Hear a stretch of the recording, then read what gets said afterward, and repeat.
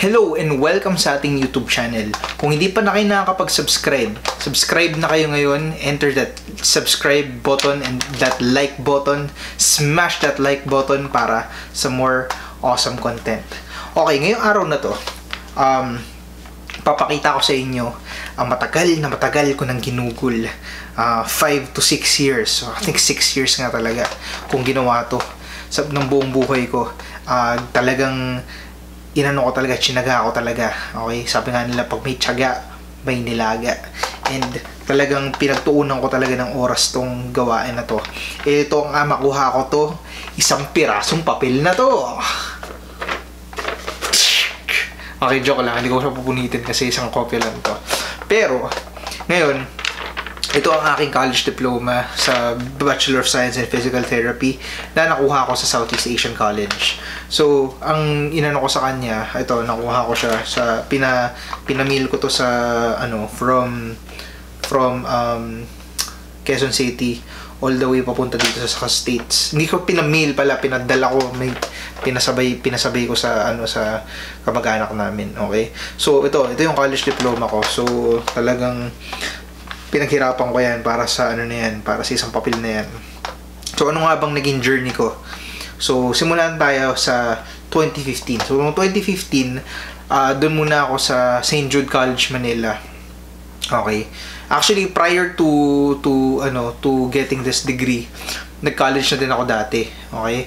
So ang nangyari lang talaga is hindi ko na pagpatuloy kasi nag-decide ako pumunta sa Pilipinas para makaiwas ako sa student loans kasi nung time na yun based na ako dito sa States.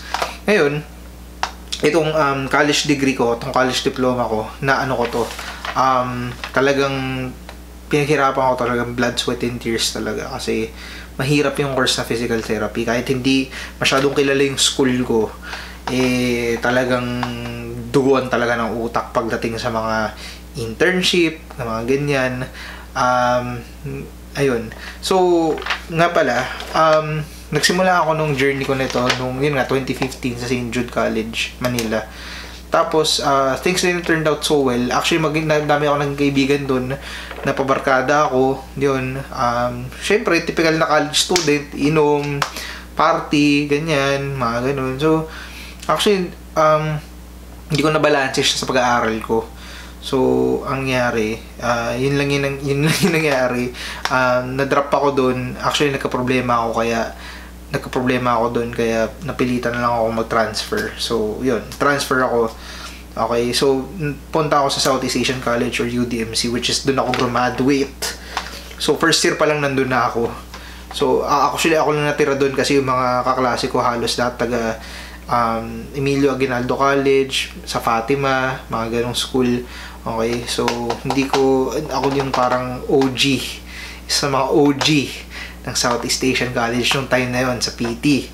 Okay, so ayun, inano ko siya, talagang chinaga ako talaga. So 2016, doon ako nakakilala ng mga barkada na solid yung bonding kasi sumali ako dito sa contest na tawag ay Mr. and Mrs. Sassy. So nanalo ako doon ng I think second runner up, I think, parang ganun. Tapos may cash prize, tapos may cheque kami every month. O, diba? Lupit. So, yun. So, nag-enjoy ako doon sa 2016. Isa sa mga most favorite years ko sa buhay ko dahil doon nandun yung barkada ko, at the same time nababalance ko yung pag-aaral ko, okay yung grades ko, tapos yun. Punta naman tayo ng 2017. So 2017, ito yung time na na ako, parang medyo yun nga, din pa rin, may barkada pa rin ako, pero nung time na yun I was in a relationship na. So yun, okay naman. Ang nangyari lang syempre di ko na detalye, no, pero ang nangyari lang time na yun is yun, medyo mataas yung anxiety ko noong time na yun. Anxiety, hindi yung general anxiety ko, pero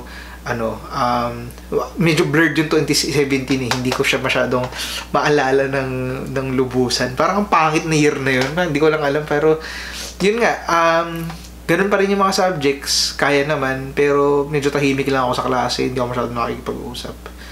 Okay, so yun, punta naman tayong 2018. Sa mga favorite ko din, 2018. Why ko favorite 2018? Ito yung time na nagsimula ako sa music career ko. So, binabalance ko yung pagiging musikero sa pagkukuha ng college diploma, ng college degree. Okay, nung time na yun. So, binalance ko talaga lahat. Kailangan eh. So, yun yung nangyari.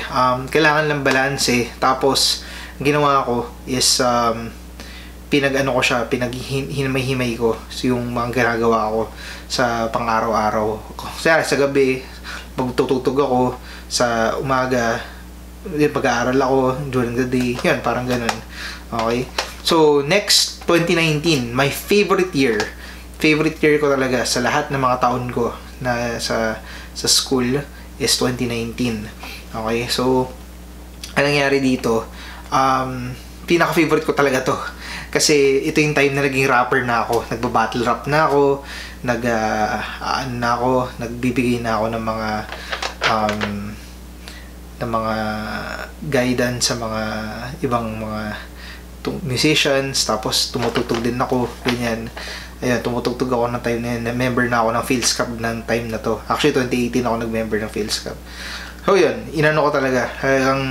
Pinush ko talaga, pinursigi ko talaga na mabalance ko lahat na mga gagawin ko. So, 2019, ito yung, I think, 3rd year or 4th year na ako nito. 4th year na ako, kung hindi ako nagkakamali, 4th year na ako nito. So, ayun. So, next is 2020. Boom! Ito na, yung pandemic. Doon yung taon na nag-wish bus ako. Pero nag-pandemic nun. So, ang hirap kasi yung research, yun yung hindi ko makalimutan na pinagdaanan ko nun yung research na namin. Pero anong nangyari, nag-pandemic, tapos online na lahat ng mga classes. Tapos yun, online talaga, nag-shift talaga online. So move forward tayo sa 2021, ganoon pa rin, online pa rin kami, pati yung internship. So yung mga internship, may hirap sila kasi kailangan mong gumawa ng mga exercises online lang lahat. So yun yung nangyari, yun yung naging timeline. So from the transition from online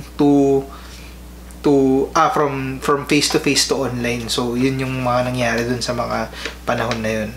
So yun, so ito na, yun, tapos nakuha ko tong college diploma, and then yun, story ends. So salamat sa patience niyo manood ng aking content, and kung hindi pa kayo nakakapag-subscribe, subscribe na kayo, and give this video a thumbs up and share this video. Hope to see you soon. Goodbye.